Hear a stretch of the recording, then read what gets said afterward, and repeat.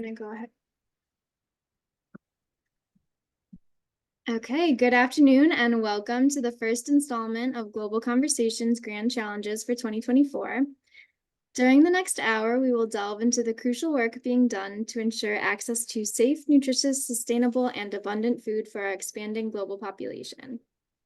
The challenge of feeding the world is immense as we strive to meet the needs of a population projected to reach 9.7 billion by 2050.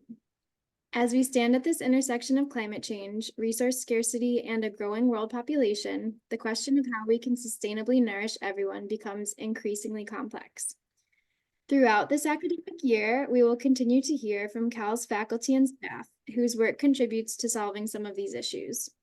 Together, we will explore innovative strategies, best practices, and latest research that can help us not only meet the world's food demands, but also do so in an environmentally responsible and ethically just manner. My name is Julia Frangel, and I am the CALS Global Research and Partnerships Coordinator and your host for today. CALS Global facilitates and supports international engagement for faculty, staff, postdocs, and graduate students, as well as cultivates international partnerships and hosts visitors. For today's session, I'm going to introduce each speaker prior to their talk, and if time allows, we will answer some questions from the audience at the end of the hour. But please feel free to put questions in the chat as you think of them. We can answer them throughout. We have asked our speakers to touch on the following questions today. From your area of expertise, what innovations hold the most promise for contributing to a world that is safely and sufficiently fed? Where does your field need to grow to address gaps in how it understands and approaches feeding the world? What is the most important thing you've learned through your work so far as it pertains to feeding the world? And what advice do you have for someone getting started in your discipline who wants to address food systems and security on a global scale? Now, without further ado, allow me to introduce our first speaker, Dr. Erica Phillips. Dr. Erica Phillips is an assistant research professor in the Department of Nutritional Sciences at the University of Wisconsin-Madison. She obtained her PhD in international nutrition and her master's degree in international agriculture and rural development from Cornell University. Her work focuses on the effect of aflatoxin exposure on infant growth, climate and dietary influences on mycotoxin exposures, and assessment of adherence and implementation to nutritional interventions. From the early days of the pandemic, she has worked as a public health advisor, developing evidence-based health policy for an independent school in Pennsylvania. And now I'll hand it over to you, Erica.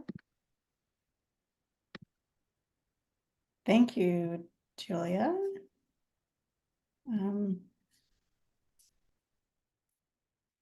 Okay, can you see, excuse me, can you see my slides? Looks good. Okay, awesome. Well, thank you for that introduction, and thanks for having me here today in Global Conversations. It's an honor to have the opportunity to present my work to you. My background is in public health and global nutrition, and the topic areas that I work in are infant feeding, mycotoxins, and child growth. Geographically, most of my work has been in East and West Africa, with some in the Caribbean. So I'll start with an overview about undernutrition today and talk about my work, and then zoom out to share some thoughts about those 4 questions that you mentioned. Oops. Okay. So I'll start with some basic terminology that I'll use to describe undernutrition and malnutrition today. These data, or these images, and then the following data are from the UNICEF, WHO, and World Bank joint malnutrition estimates that they publish every year. So stunting refers to a child who is too short for his or her age compared to the WHO reference that is derived from healthy children from 6 different countries around the world. Stunting is associated with a number of negative health, developmental, and cognitive outcomes that I'll talk more about in a few slides. Wasting refers to a child who's too thin for his or her age compared to that, for his or her height compared to his or her height, compared to the WHO reference, and is the result of recent rapid weight loss or failure to gain weight, often caused by acute or chronic illness. A child who's severely or moderately wasted has a much higher risk of mortality than a child who is not. There's been a fair amount of recent work in concurrence of stunting and wasting, and children who experience both in low-income countries have the highest risk of morbidity and mortality. Overweight refers to a child who's too heavy for his or her height, and and overweight increases the risk of diet-related non-communicable diseases later in life. So these are three very different manifestations of malnutrition that affect children in low and middle income countries. While stunting has declined steadily since 2000, faster progress is needed for the world to meet the 2030 Sustainable Development Goal. On the left, you can see broken down by country income classification, stunting rates from 2012 to 2022 by low income, lower middle, upper middle, and high income countries. So you can see that the lower middle and upper middle income countries are where the progress has been made, but no progress has been made in reducing stunting in low income countries. On the right side, it's shows overweight, the number of children that are overweight. And so it's relatively stable in low income countries, but increasing in lower middle income, decreasing in upper middle income, and again, relatively stable in high income countries. As the title of this slide states, most children with malnutrition live in only 3 regions of the world: East Africa, East Asia and the Pacific, Sub-Saharan Africa, and South Asia. So 9 out of 10 stunted and wasted kids live in these 3 regions, live in those 3 regions. And 2 out of 3 overweight kids live in those regions. And really the takeaway from this slide is that in these regions, there's a concurrent dual burden of under and overnutrition, which has obviously health and policy implications. So the work that I do is relatively specific to stunting. I have worked in wasting in the past, but that's not what I've been doing for the last 10 years or so. So to give a little bit more background about stunting,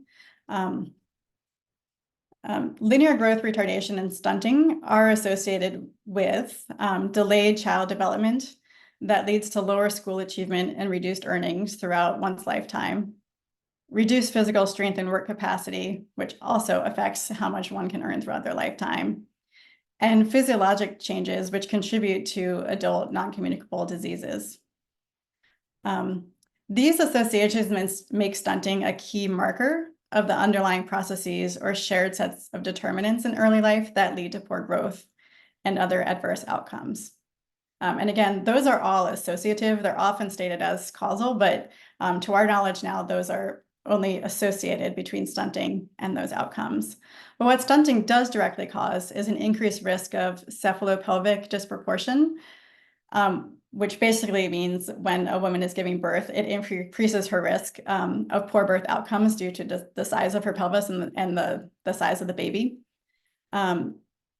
And it can also lead to poor intergenerational birth outcomes, such as low birth weight or small for gestational aged infants who are more likely to die or not grow adequately.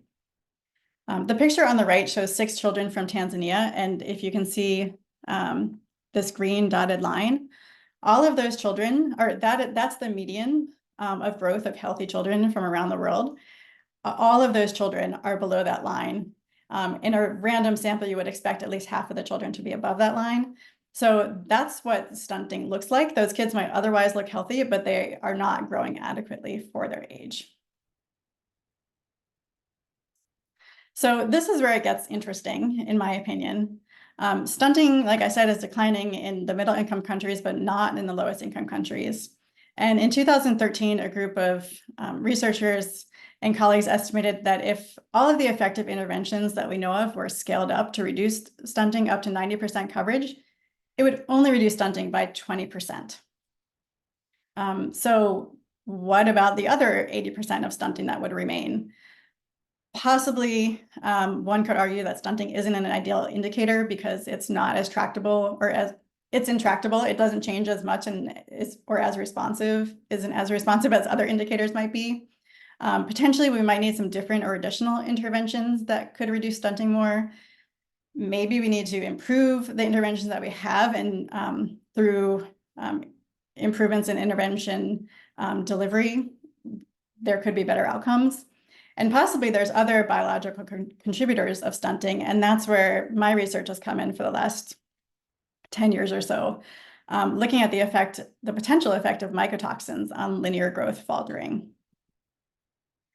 So I'm going to give a little bit of background about mycotoxins because I'm not sure if everyone on the call might know what that is. So mycotoxins come from Greek and Latin words for fungus and poison. They're toxic compounds that are naturally occurring, produced by fungi, and that are secondary metabolites. There's between 300 to 400 that have been identified, only 20 of which frequently occur in foods, and 12 of which have negative health effects that are concerning enough that there's research and policy developed around them. And the most studied and of concern are aflatoxin, fumonisin, ochratoxin, patulin, sialyron, nevalinol, and deoxynivalinol. But by far, aflatoxin is the most studied, in part because it's the most potent and naturally occurring carcinogen and the most harmful to animal and human health.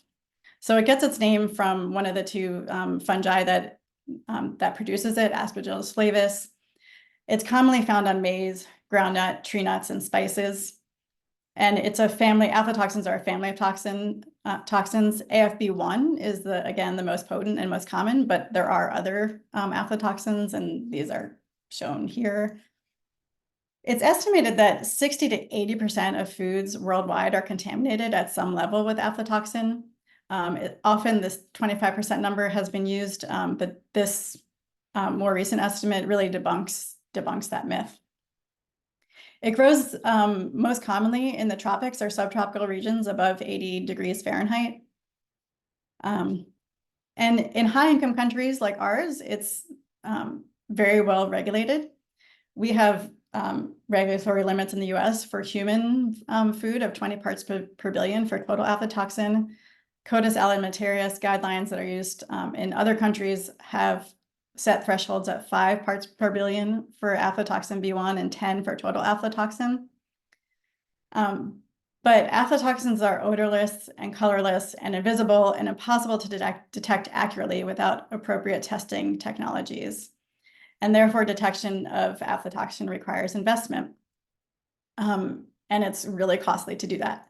So in the United States, for example, it's estimated that control and surveillance of aflatoxin and two other common mycotoxins, fumonisin and deoxynivalinol, cost between $4.8 million or $1.6 billion annually for maize, wheat, and groundnut. And on top of that, there would be additional losses due to mitigation efforts. So in part due to the cost and the necessary resources to detect toxins and other factors that I'll talk about on the next slide, aflatoxin continues to contaminate food chains of many low and middle income countries and make people chronically and acutely ill. There's been multiple outbreaks in East Africa, each which had about a 35 to 40% case fatality rate. In Kenya in 2004, 125 people died from consuming extremely high levels of aflatoxin. We're talking in the range of up to 4,000 parts per billion, whereas I just told you on the previous slide that the US maximum threshold was 20 parts per billion.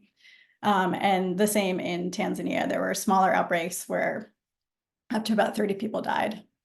But although the high levels exposure can be really severe and deadly, the chronic lower level exposure causes the greatest public health burden because it's estimated that 500 million people, mainly living in developing countries, are at risk of being chronically exposed to dietary aflatoxins.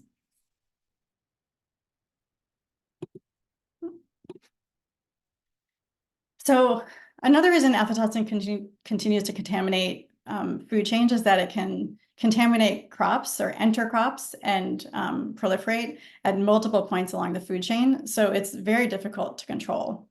And there's no single magic bullet to reducing aflatoxin contamination. So here are some of the factors kind of along from the point of growing crops to harvest, post-harvest, acquiring crops in the household, and then individual consumption that can affect how aflatoxin gets into foods that are consumed for individuals in a household or in a community. And for time reasons, I won't go through all of these, but these are the factors that would affect contamination. And you might be able to appreciate just by looking at the slide and seeing all of these different elements that contamination can change annually and seasonally as well, and depending on the different market flows within and between regions. And Julia mentioned climate change. Of course, the news is not good when related to aflatoxin and fumonisin. The increasing temperature, increasing CO2, and reduced rainfall is predicted to lead to climate stress, increased insect attack and plant diseases, and basically expand the zones where aflatoxin and fumonisin proliferate. So currently now, like I said, it's mostly restricted to tropical and subtropical zones, but on this prediction map, those zones are increasing or are expected to increase. So there's a lot of epidemiologic evidence that aflatoxin exposure is associated with reduced child growth or stunting. So after I finished my PhD, I was invited to join a team that was working on mycotoxin mitigation in East Africa. And this team was working to design a 2-arm community-based cluster randomized trial to assess the effect of aflatoxin exposure in young children in Tanzania. So the objective was to provide experimental evidence about the effect of aflatoxin ingestion on linear growth in kids between 6 and 18 months of age, starting at 6 months of age because the first 6 months of life should be exclusively breastfed. And the primary outcome was length for age z-scores, which is an indicator of stunting at 18 months. So given that on one of the previous slides, I mentioned that aflatoxin can enter the food chain at multiple time points, we spent a significant amount of time designing an intervention that would be able to give strong evidence about the effect of aflatoxin on growth. And ultimately, we decided to focus on IYCF, which is infant and young child feeding. So a focus on infant foods and infant feeding practices. So what we did is in one arm, the intervention arm, we provided infant and young child feeding education. And we provided low aflatoxin foods to the mothers and babies enrolled in that arm. So this is an example here of an educational tool that community health workers were trained in and could use to then train mothers who were enrolled in the trial, or mothers even who were not enrolled in the trial, promoting best nutritional practices for infant diets during that age. And there were 4 of these created that were age appropriate. So again, in the intervention arm, all mothers received infant and young child feeding education. And this is what the low aflatoxin porridge flour, it was porridge flour and groundnut flour that was produced by the research team with the local mill looked like. And it was distributed monthly to those mothers. And in the control arm, they received the exact same infant and young child feeding education. And they were provided with Vaseline, which is used like a skin lotion.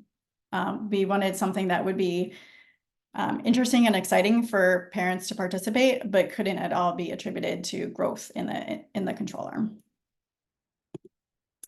And I'm just going to cut to the chase here so that I don't run out of time. But after 2.5 years of a trial, 2 years of formative research before that, COVID happening in between. So we had to pause data collection for 2 months, but the randomized intervention was able to continue during that time. We did not see any difference in growth between our control and intervention arms. And as you can see, really almost equally in both arms, babies started at 6 months at -1.2 length for age z-score, which is relatively low, and then continue to decline at the steady pace at 12 and 18 months of age with no differences between arms. And here is again where it gets a little bit interesting. So there are two biomarkers for aflatoxin. One is a blood biomarker that is a indicator of the past 2 to 3 months of exposure. There's a urinary biomarker that's highly transient that can show you the last 48 or so, 48, 72 hours of exposure. And of course, to be able to assess our hypothesis, we needed to create a contrast in aflatoxin between the two arms. And these data here, if I am not able to use the pointer, but you can see that over time, at those 3 time points between the control and intervention arm, the number of detectables, the number of non-detectables compared to detectables compared to the highest levels, which are quantifiables. Even if just glancing at this, you can see that there's very little difference between the control and the intervention arms. A little bit of explanation about that is that our control group was so in the intervention arm, we provided the slow aflatoxin flour. In the control arm, they received that same IYCF education, and we were promoting the same foods to be consumed as were consumed in the intervention arm, but mothers would procure them on their own.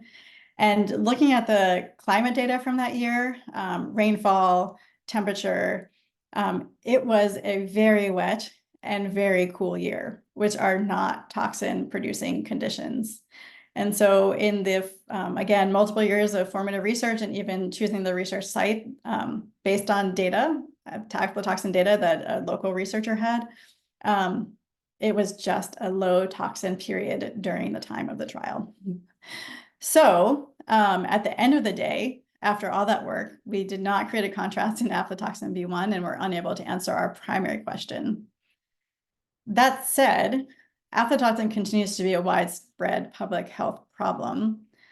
And it raises a number of interesting, complex questions about studying a naturally occurring, highly variable environmental toxin in a community-based trial. And begs the question, what do we really want to know versus what do we need to know to take action?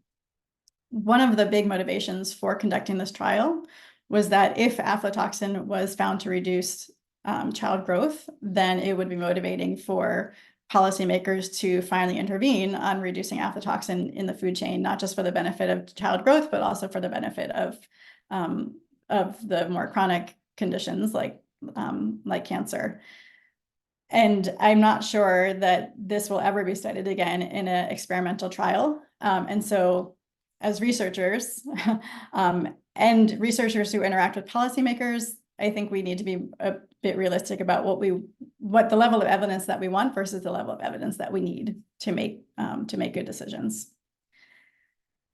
So all of that said, there's still a lot of interesting information that can be gleaned from the MMT, the mycotoxin mitigation trial data.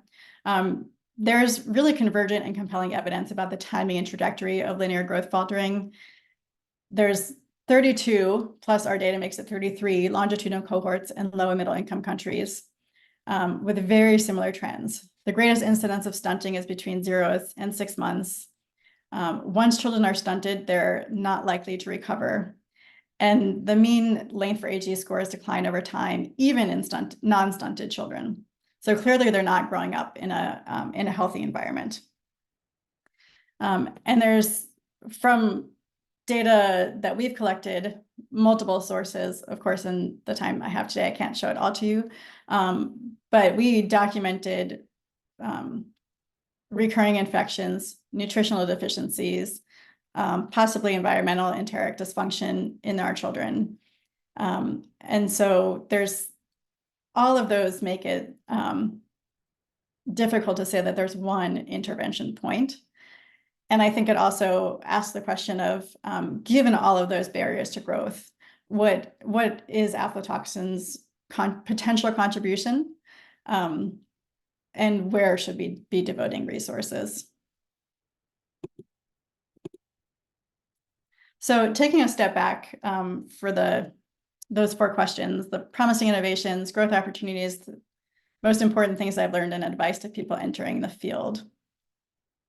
On the interventions question, I think there's a few interesting interventions currently. And I'm going to mention 3 of them here. One was developed by a member of our team of the mycotoxin mitigation trial. And this is would kind of fall into the community household sorting area. Dr. Rebecca Nelson at Cornell University had the theory and developed this sorter. So kernels, maize and groundnut kernels that are contaminated often have insect damage. Even if they don't have insect damage, the contamination kind of hollows out or makes the kernels lighter. And so if you could find a way to separate the light fractions from the heavy fractions, you could separate the most toxic kernels from less toxic kernels. And so throughout the course of the trial, she was working on this as well. And the lessons from that are that when samples are extremely toxic in this red box here, it's very hard to get a clean fraction. But when samples are less toxic, skillful sorting can reduce toxic levels, not enough that they would be considered legal, but also enough that they would be healthier than if they weren't sorted at all. Although there is a question about how much grain loss is acceptable and how much precision is needed to make it effective. There's work from Dr. Jai Hook's lab at UW-Madison. They created detox that effectively degrades aflatoxin B1 in naturally contaminated crops. And basically, they produced a filtered culture broth of food fermenting, or using the food fermenting fungus, Aspergillus oryzae. I'm not sure if I'm saying that exactly right. But they produce this food grade liquid and use it to boil foods contaminated with aflatoxin and other mycotoxins. And they're detoxified through this process. I think I'm out of time to go through this slide, but this is, if you jot down this paper, because it's such a fascinating study, and a systems approach to reducing aflatoxin in Qidong, China. There were multiple public health measures implemented at the same time, including vaccination for Hep B, which is synergistic with aflatoxin, reducing toxin or diversifying food systems that reduce toxin exposure, changing water sources, which also reduced exposure. And so the average age of cancer development went up, the prevalence of cancer went down. And dietary diversity was, like I was saying, based on the policy of crops and agriculture, played a role in the dietary diversity there. How to address gaps.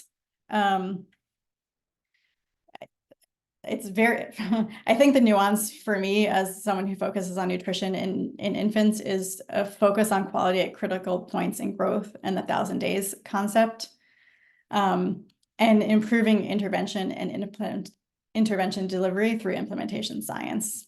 And there is evidence for this from multiple examples. Specifically to mycotoxins, I don't think that solutions need to be shiny. They really are, it's more about problem solving, investment, and dedication than anything else, in my opinion. Surveillance would be great because there's just not a lot of data showing how much toxin there is actively, frequently in different places. And so lack of data is another area to address the gaps. I combine these two into the last slide. And some of these may be more appropriate for students who are here than for fellow faculty, but my advice is to get into the field and to stay there as long as you can. When you are there, listen and observe. I have had and worked on wonderful teams, multidisciplinary, multinational teams, and that to me has made all the difference in making the work engaging, interesting, and bringing multiple perspectives together. Talk to people. For another project I'm working on right now, I'm talking with people that normally I would never have the opportunity to interact with, and I've learned so much in the last month or so trying to put this proposal together. One of my first mentors told me, he didn't know he was a mentor at the time, but he told me when you find a mentor, hold on to that mentor. And that has been really great advice. And finally, I'd say identify your passions, because that will keep you interested in international work and whatever work you're doing. So here's just one photo of, there you go, of the mycotoxin mitigation collaborators and the diverse team that I mentioned. And with that, I will turn it back over to Julia. Thank you so much, Erica. You made such a great comment that the level of evidence we want versus what we need is such an important thing to consider when you're trying to solve these global issues. I really like that. Okay, Dr. Matt Ruark is our next guest. Dr. Matt Ruark is a professor in the Department of Soil Science at the University of Wisconsin-Madison and an extension-funded faculty in UW-Madison's Division of Extension. His nutrient cycling and agri-ecosystems laboratory works to improve knowledge of nitrogen, phosphorus, and carbon cycling in grain, dairy, and vegetable cropping systems. He serves as faculty advisor to the UW Discovery Farms program and the Wisconsin Agribusiness Association, and he is currently the WPVGA BCS chair. All right, Matt, I'll let you take it away. Excellent. All right, so for this presentation, if anyone has questions, go ahead and type them in, and then Julia can decide if she wants to break into the presentation to ask a question. But I always find that to be much more engaging. So if there's something that I present and that you think of a question, go ahead and ask it. So like she said, I'm a professor in the Department of Soil Science. I also have an extension appointment. I also serve on the steering committee for UW-Madison and the Dairy Innovation Hub. And a lot of the work that I'm going to talk about today is funded by the Innovation Hub. So I gave a kind of a big, broad title, try to that I thought was interesting: conservation versus production in the dairy state. And so one of the things, as we, there's always this big stress between producing food and then the environmental implications of food production, right? And I work right in the middle of that. And so I wanted to just take everyone through the journey of we can use Wisconsin as a kind of the case study of a high production system. All right, so I talked about production, I talked about conservation. Okay, production of what? What am I talking about? Well, at the end of the day, it's about cheese, right? So here's a stat: if Wisconsin were a country, it would rank 4th in the world in cheese production. So the US is by far #1, Germany 2, France 3, and Wisconsin actually has more cheese production than Italy. So we produce a lot of cheese. So what do we need to produce cheese? We need a lot of milk, right? So here's a graphic on a county basis of the number of dairy cows per square mile. And you can see the great state of Wisconsin. A lot of those counties are filled in with colors here. So there's a lot of 20, 30, 50 or more cows per square mile. So we're in a state that has a lot of cows, a lot of production. Cows produce milk. They also produce a lot of manure. And so we're going to have to deal with that. We're going to talk a little bit more about that. But to produce that milk and to produce that manure, we need to produce crops. Okay, so we're kind of working our way back down the chain here. So 2 big components of feed are alfalfa and corn harvested for silage. And so on the left is a picture of a Wisconsin alfalfa field. On the right is a picture of a Wisconsin corn field.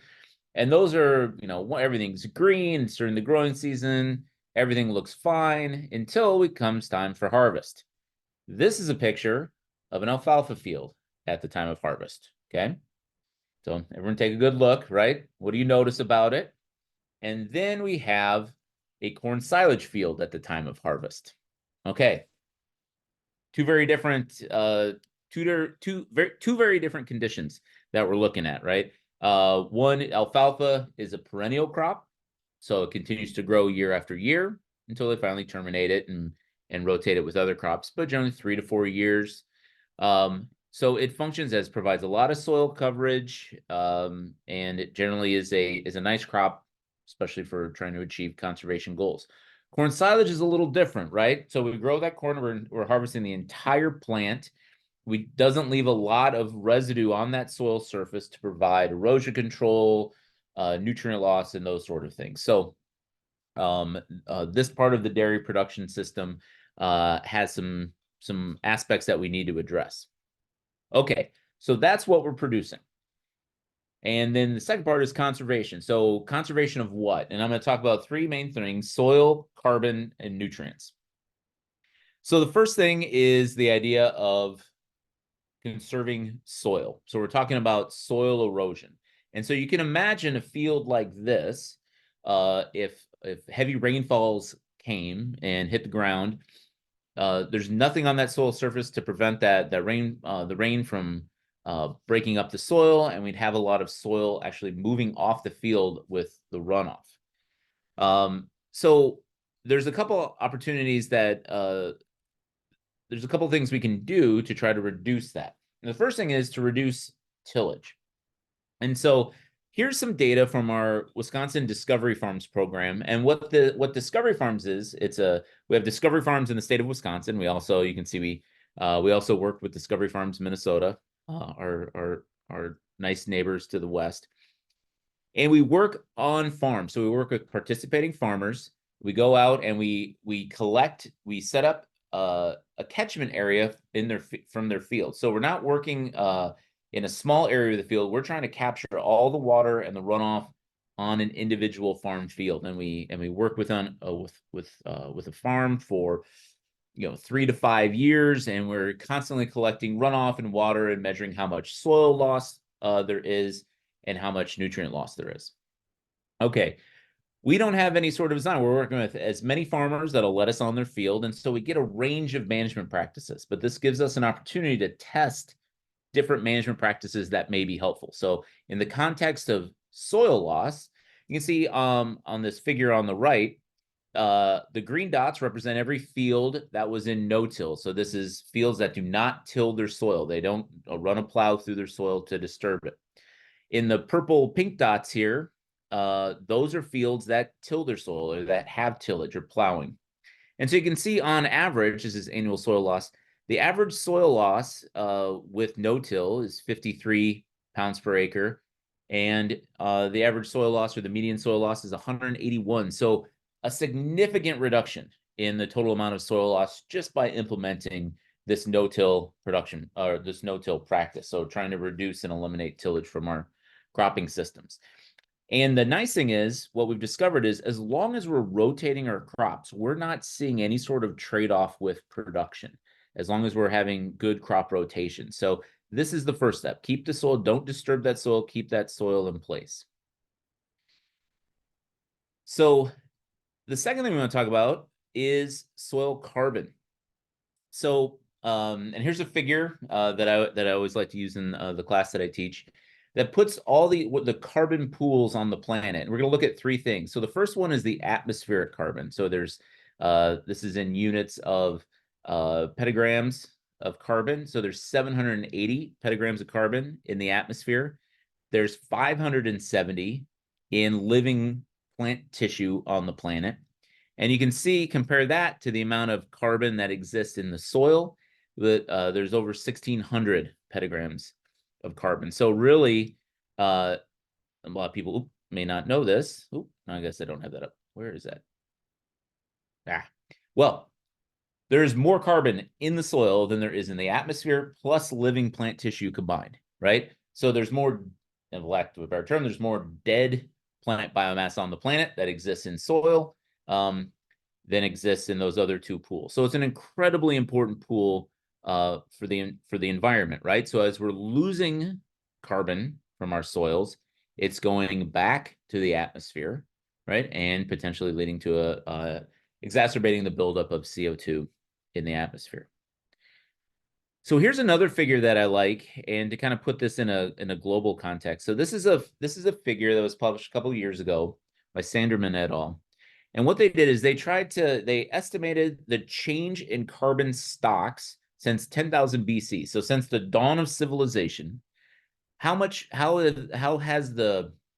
have we increased or decreased the amount of carbon in the soil over time? So on the top, the red areas indicate where it's been primarily crop production, row crop production, and areas in green represents areas where it's mostly grazing.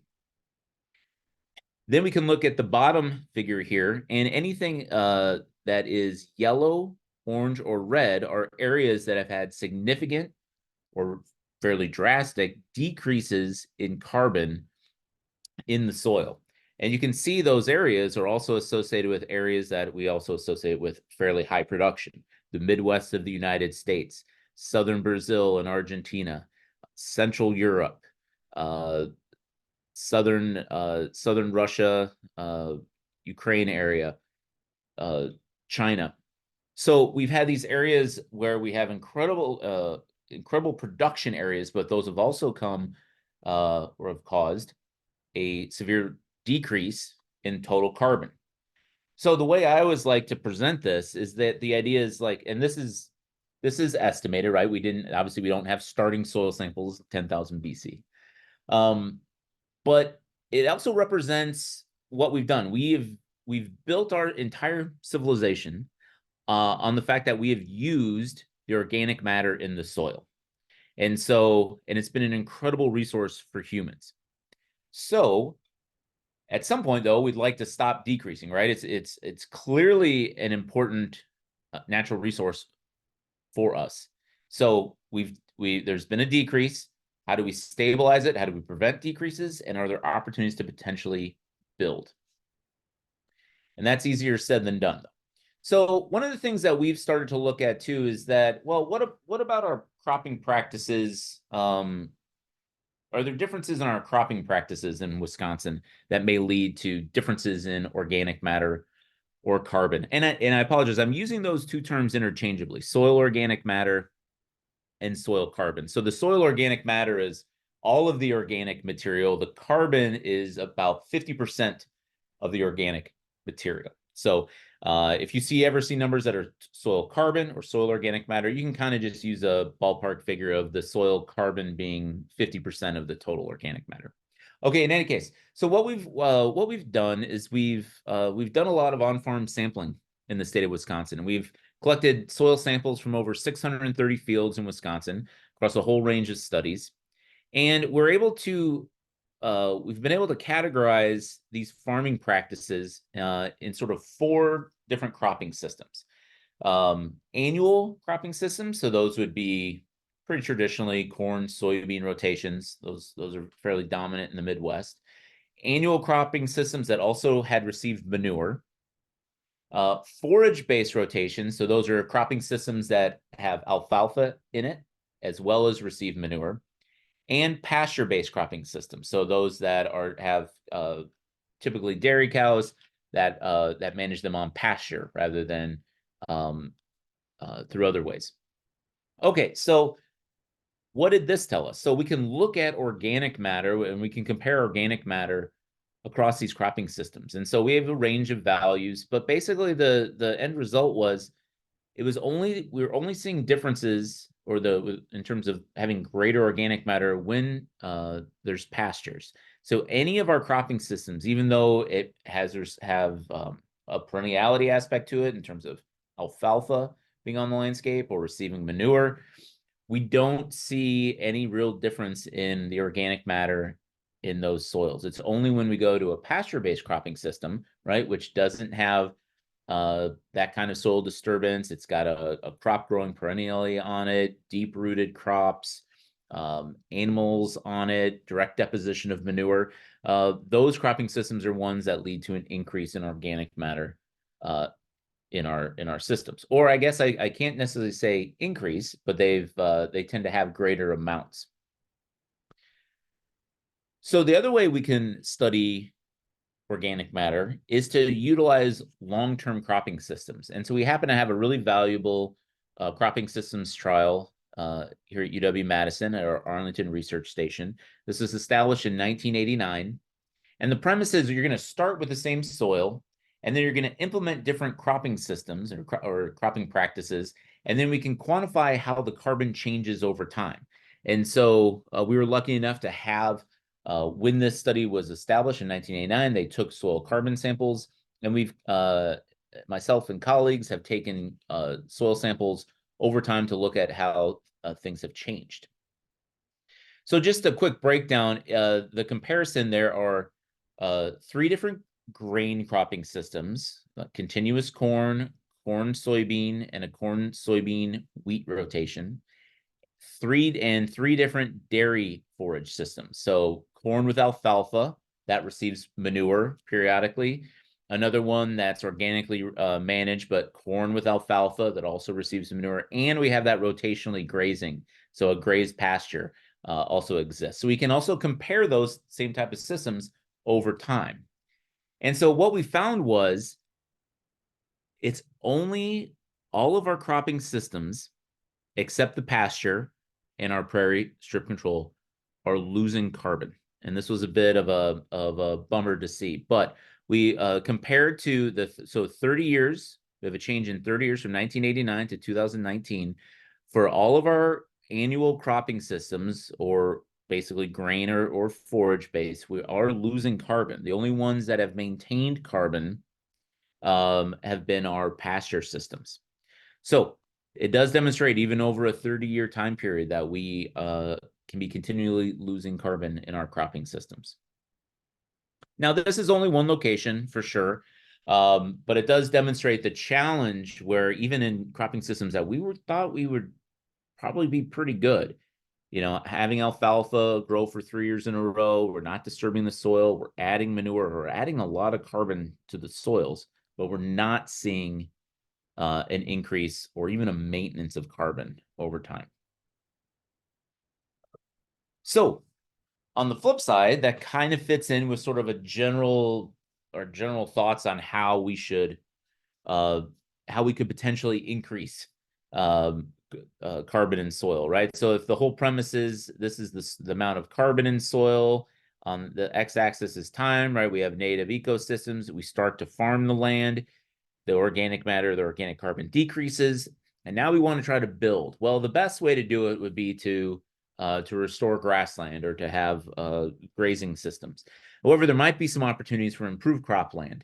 And so what are some opportunities that we can do? How do we get more carbon into our crop production systems if other than just going to a straight grazing system? So going back to that picture about corn silage, this gives us, there's actually an interesting opportunity to do some conservation practices in a very specific phase of the rotation, right? So we're growing corn for silage, we're harvesting the entire biomass. All that are left are little stalks. But we're doing that in maybe early September. This gives us a chance to do some conservation practices over the fall and maybe through the spring. So the first is, because it's typically associated with dairy, we are generally applying manure in the fall in a lot of these cases. But this gives us an opportunity to put manure out, which adds carbon and nutrients. And it gives us an opportunity to plant something called a cover crop. It gives us an opportunity to plant a crop that we're not going to harvest. We just want to cover, basically to grow, to cover the soil. So we're looking for water quality benefits and erosion control benefits. The big question, though, that we have to ask is, are there trade-offs with production?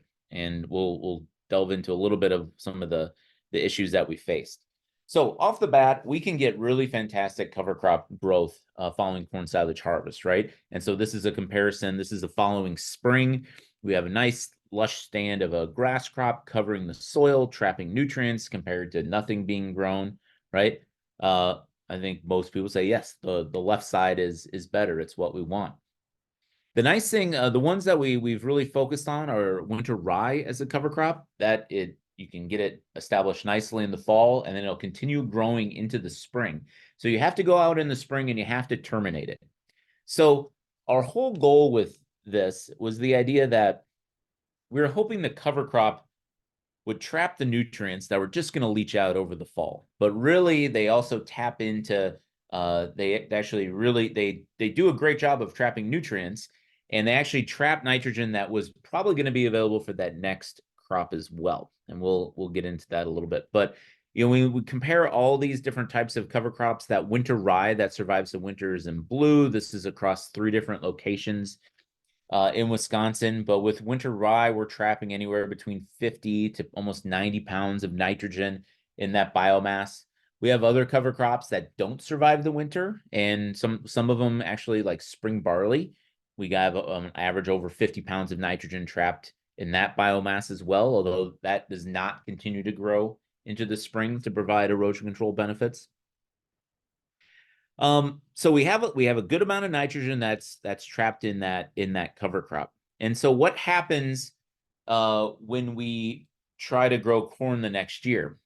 And so this is data from all of our studies, and for every study at a location and a cover crop, we always compared to, we're comparing the total amount of nitrogen uptake in the cover crop versus how much nitrogen was needed, or how much more or less nitrogen was needed to fertilize the crop that was following the cover crop. So if it's a positive number, for example, in this blue triangle up here, it would indicate we need 100 pounds more nitrogen in terms of fertilizer to apply to the corn to achieve optimum yields.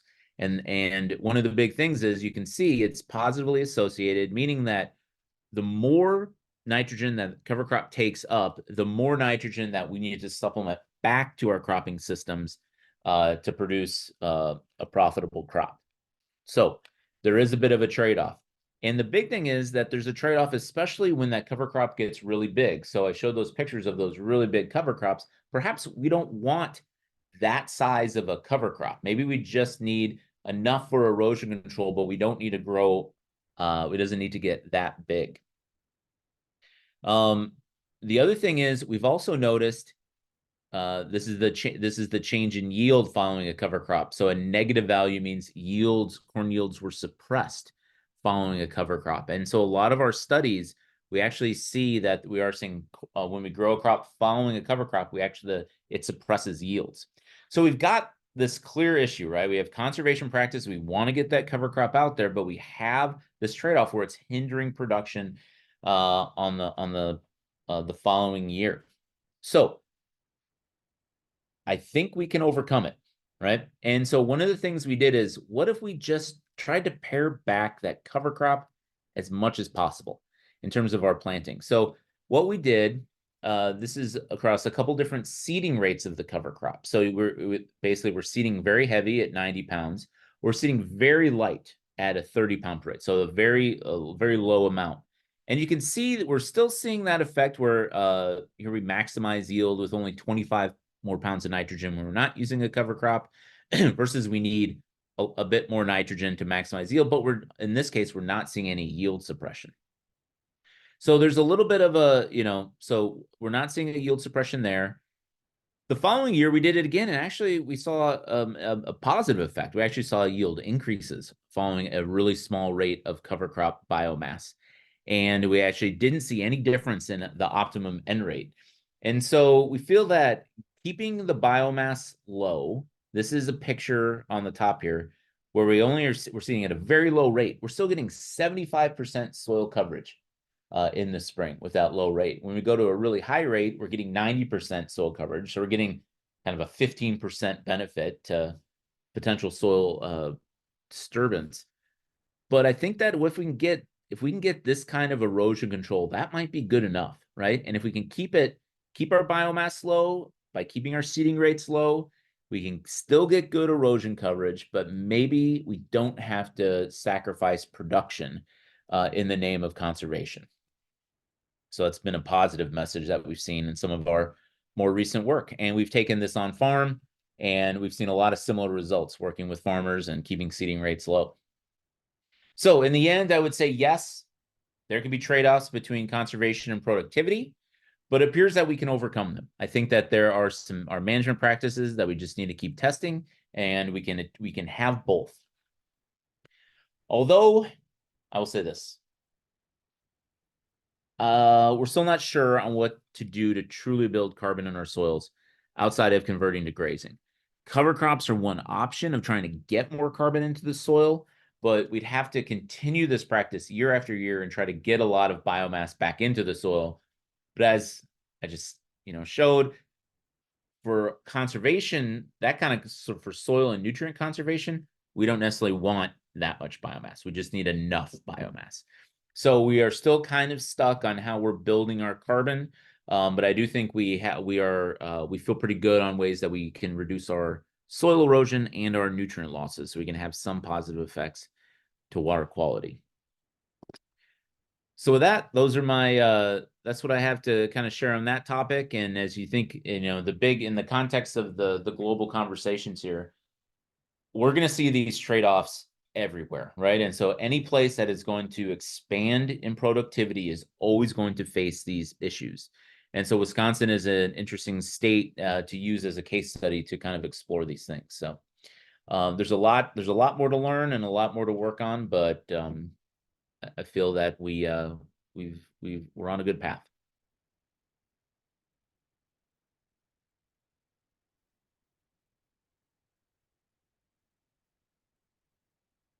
Thanks, Matt. That was absolutely fascinating. It's great to hear from people who work on two ends of the feeding the world system spectrum. We have about a minute or two for questions. If anyone has any, feel free to unmute yourself and ask it, or put it in the chat. Let me, oops. Spotlight you guys really quick. One thing that I'm curious about, and it's a big question, so I don't know if we have a ton of time for it, but you both work on questions and that have huge impacts for further down the road when people are faced with making decisions, whether it be on profits for the current year, with crop yields, or feeding their children something that they might not know at the time is an unhealthy option. And what is your strategy, or what do you do to encourage people to make a decision that will have a greater impact further down the road compared to an immediate impact? Well, so I mean, I can start on my side of the shop, and it's also because I have an extension appointment. I try to be as integrated as I can out there and interacting with as many people, right? And so I spend a lot of time giving a lot of presentations like this around the state, engaging with farmers and engaging with the ag industry, engaging with crop consultants, government agencies, right? So to me, it's all about engagement. So and as best you can, putting your information out. And then so there's the idea of doing the research and getting that information out, and then trying to spend time with people. And I mean, granted, when I'm out giving talks, they're generally people that are coming to the talks because they want to hear what I have to say, right? So there are already people that are a little more inclined to want to understand better opportunities for soil conservation and those kind of things. But that's how you do it. You have to work with those that are the early adopters in their local communities, and hopefully things move forward from that. From an infant feeding point of view, usually families and caregivers are highly motivated to feed their children well. So there is an immediate motivation and benefit to doing that. But when you talk about toxins and sorting toxins, then there is inevitably a loss. And so the question is, how do you balance the loss and the longer term chronic exposures to those things? And I don't have a good answer because I just don't think there's a good answer. I think obviously the best scenario would be to minimize losses and reduce toxin to some level. So even like for that drop sort photos that I showed you, even if it didn't meet legal levels, I think it's still better to reduce the most toxic 10% and lose a small portion than have 100% with higher levels. So I think it's incremental. Definitely. Thank you both so much for your talks today. And before we part ways, I just want to thank everyone for participating and let you know about the next Global Conversation webinars. They will be on March 21st and April 18th at 1 p.m. And we are also hosting a campus-wide event called Global Day on February 27th. The Lieutenant Governor, Sarah Rodriguez, is our keynote speaker, and there's a lot of incredible opportunities for global engagement and networking, and also a chance to win some money with our poster and photo contest. So I really encourage you all to register and hope to see you all there and at the next Global Conversations. Thank you again so much for joining us today. Thank you. Yeah, thanks everyone.